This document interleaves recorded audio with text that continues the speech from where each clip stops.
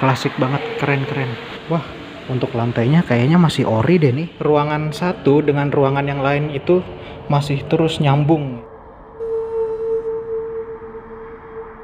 Susah banget untuk cari referensi sejarah dari rumah peninggalan Belanda yang sebetulnya ada persis di samping sebelah kiri dari arah pintu masuk Museum Tekstil Jakarta yang kemarin kita telusurin. Jadi waktu ketika saya ke sana itu, saya coba untuk telusur tentunya, dan juga sekalian saya sambil bernostalgia masa kecil ketika saya nonton film Pengabdi Setan tahun 1980 diproduksinya ya. Yang waktu itu film ini bikin saya takut banget waktu ketika saya SD nonton film Pengabdi Setan tahun 1980 ini.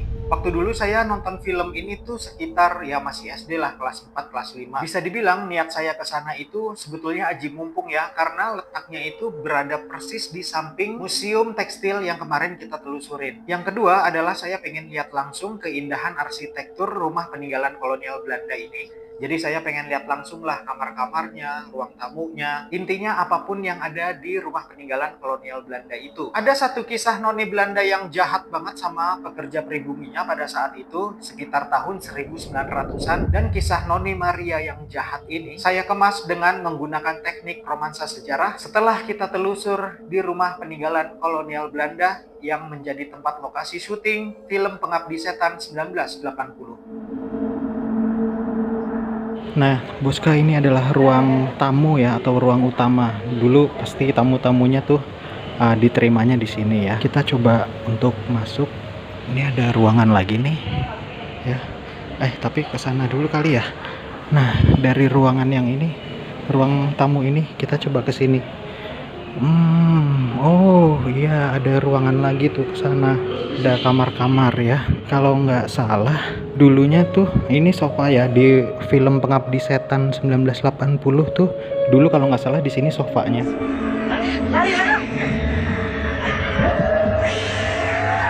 Ya, pianonya nggak tahu saya di mana.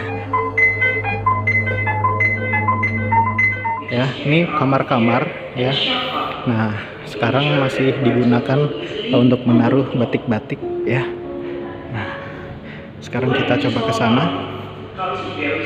Nah, ini juga kamar-kamar. Nah, yang dulunya kamar-kamar nih ya. Sekarang dipakai untuk ruang pamer ya.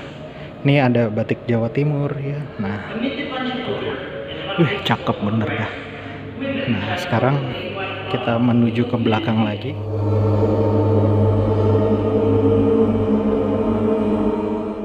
Oh, ini ada bagian interior nih. Wih, cakep Boska. Lihat nih, di sini ada meja dan kursi untuk ngobrol-ngobrol. Ada lemari ya untuk taruh barang-barang. Nah, di sini kasurnya. Waduh, mantep nih kalau punya rumah kayak begini, terus interiornya seperti ini ya teman-teman ya. Nah, mantep nih. Tapi di sini juga ada ruang nyambung sama ruang yang selanjutnya ya. Oh, ternyata dia terus nyambung ke sana, para Boska ya. Jadi ruangan satu dengan ruangan yang lain itu masih terus nyambung ya ternyata. Oke, mantap. Ini jujur interiornya saya kasih jempol 5 deh ya. 2 tangan, 2 kaki, satunya lagi itu yang bawah perut. Nah, nggak canda. Dan Boska, ini adalah deretan kamar-kamar ya. 1, 2, 3, 4 ya. Nah, jadi setelah ruang tamu tadi yang di depan kita lihat ya, di sini ada 1, 2, 3, 4 kamar. Sebelah situ 1 tadi saya lihat. Jadi ya ada 5 ya. Dan ternyata di sebelah sininya ada pintu untuk keluar samping rumah. Jadi si tuan rumah yang dulu menempati ini ya bisa keluar kamar ya, langsung ke samping rumah.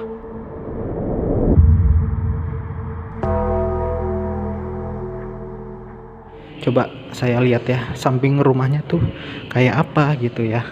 Nah, oh, sekarang bagian ini dipakai untuk ruang pamer, tapi dulunya ini pasti ke arah bagian belakang rumah nih. Kayaknya sih pasti nyambung ya. Dan ini bagian belakang rumahnya nih teman-teman. Ya ternyata bener di sini ada ruangan-ruangan tuh ya. Nah, itu kan ada ruangan-ruangan. Jadi ke bagian belakang rumah nih, entah ke toilet atau bagian dapur ya. Kalau dilihat dari bentuk rumahnya ya, kayaknya dulu toiletnya bagian belakang ini deh. Di deretan ini pasti ada toilet dan dapur ya, di antara pintu-pintu ini tuh ya. Ternyata bener ya, bagian belakang ini adalah deretan kamar-kamar kecil. Dulunya ada dapur juga mungkin, dan ini di sini masih ada toilet yang masih bisa digunakan sampai sekarang. Saya mau ke toilet dulu lah. Saya kebelet pipis, Boska. Beneran deh, di luar hujan tuh. Jadi saya kebelet. Bentar ya. Kalau saya lihat sih, oke, tadinya saya mau bilang bersih, tapi ternyata agak kotor. Tapi untuk toiletnya cukup bersih ya. Wastafel oke, bersih. Air bersih. Airnya oke, ngalir, kerannya ada airnya ya, kerannya ya mengalir juga, dan oke ya, secara overall ini oke lah ya, masih cukup bersih. Jadi saya terpaksa pipis dulu di toilet rumah pengabdi setan ini ya, dan saya tidak menyangka bahwa saya bisa kencing di rumah pengabdi setan. Wah, jenazah-jenazah pengabdi setan, kau aku kencingin sekarang. Nah, jadi kalau tuan rumah atau tamu yang menginap di rumah peninggalan Belanda itu mau buang air kecil atau besar ya, mau nggak mau harus keluar rumah untuk menuju ke kamar-kamar kecil ya. Nah, maksudnya ke toilet ya.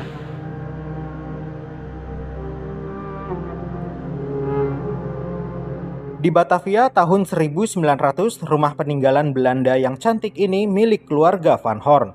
Tuan Antonius Van Horn adalah seorang pejabat kolonial yang kaya raya dan kejam. Tapi yang lebih ditakuti oleh rakyat justru putrinya yang bernama Maria Van Horn. Cantik, muda, dan kejam. Maria memperlakukan para pekerja pribumi seperti budak. Siapapun yang melanggar perintahnya akan dihukum tanpa ampun. Suatu hari datanglah seorang pemuda pribumi bernama Ardi. Ia cerdas, tenang, dan sangat terdidik untuk ukuran pribumi pada masa itu. Ayah Maria mempekerjakannya sebagai juru tulis karena Ardi pandai berhitung dan menulis. Tapi diam-diam Ardi menyimpan dendam. Dahulu keluarganya diusir dari tanah mereka oleh Tuan Van Horn. Ibunya wafat karena sakit setelah diusir. Namun Ardi menyembunyikan semua itu. Ia berpura-pura loyal sambil menunggu waktu yang tepat. Maria mulai memperhatikan Ardi. Awalnya karena penasaran, lalu berlanjut menjadi ketertarikan. Bukan karena cinta, tapi karena Maria suka menguasai. Tapi Ardi tetap menjaga jarak karena ia sudah punya hati seorang gadis desa bernama Sari. Ketika Maria tahu bahwa Ardi sudah punya kekasih, ia marah besar. Ia menganggap itu sebagai penghinaan. Maka Maria memerintahkan orang-orangnya untuk menculik Sari. Sari dijadikan pembantu di rumah Van Horn. Maria mempermalukannya di depan para pelayan, bahkan sempat menyiksanya secara diam-diam. Ardi yang mengetahui hal ini hanya bisa diam demi menyelamatkan Sari dari hukuman yang lebih berat. Tapi dalam diam, dendamnya kembali tumbuh bahkan lebih dalam.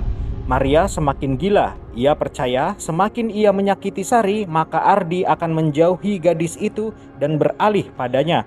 Tapi yang terjadi justru sebaliknya. Ardi dan Sari semakin yakin bahwa mereka harus melawan. Suatu malam, Sari menyelinap ke dapur rumah besar Van Horn. Ia mencampurkan racun ke dalam teh milik Tuan Antonius, ayah Maria. Beberapa jam kemudian, sang tuan besar ditemukan tak bernyawa di ruang kerjanya. Tak lama setelah itu, bagian belakang rumah terbakar. Sari menyiram bensin ke gudang sebagai pengalihan agar ia bisa kabur. Tapi saat api mulai membesar, Maria justru menemukan jejak pelaku. Namun Maria tidak melaporkan Sari. Yang ia tuduh justru Ardi.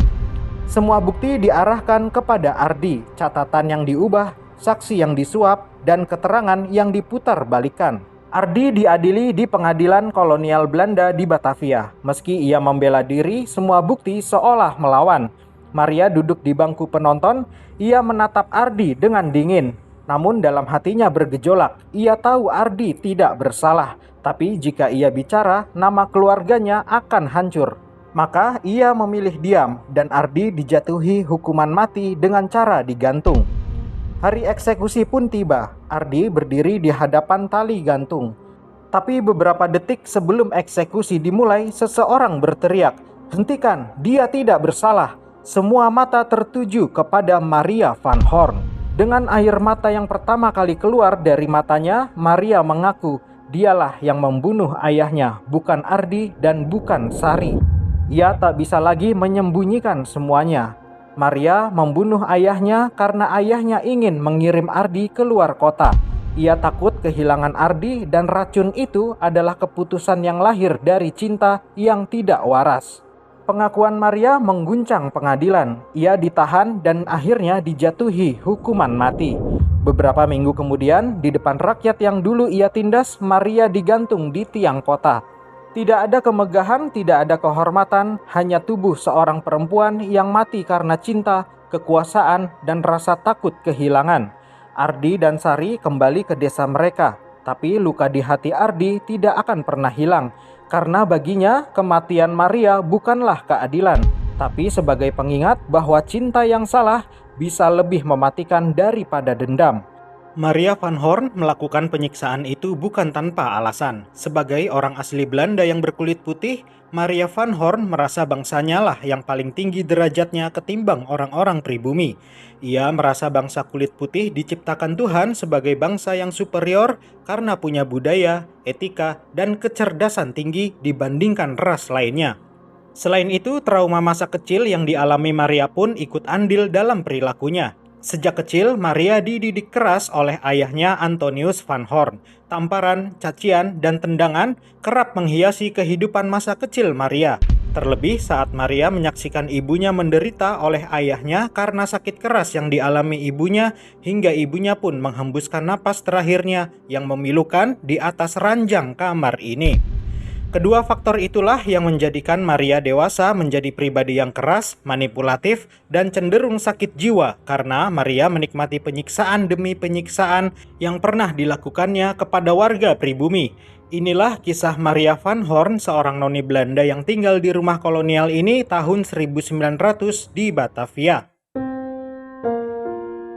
Sekarang, rumah kolonial Belanda ini tidak seangker kisah film Pengabdi Setan 1980 maupun Sekejam Maria van Horn.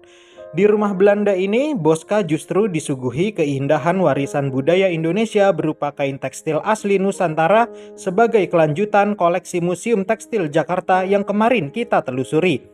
Jika berkunjung ke rumah ini, Bosca tidak perlu lagi membayar karena rumah Belanda ini sudah termasuk harga tiket masuk Museum Tekstil Jakarta sebesar 15.000 untuk akhir pekan, sedangkan untuk hari biasa hanya dikenakan biaya Rp5.000 saja untuk tiketnya. Bosca, itu tadi perjalanan kita di rumah peninggalan zaman kolonial Belanda ini. Semoga bermanfaat, sampai ketemu lagi di penelusuran berikutnya.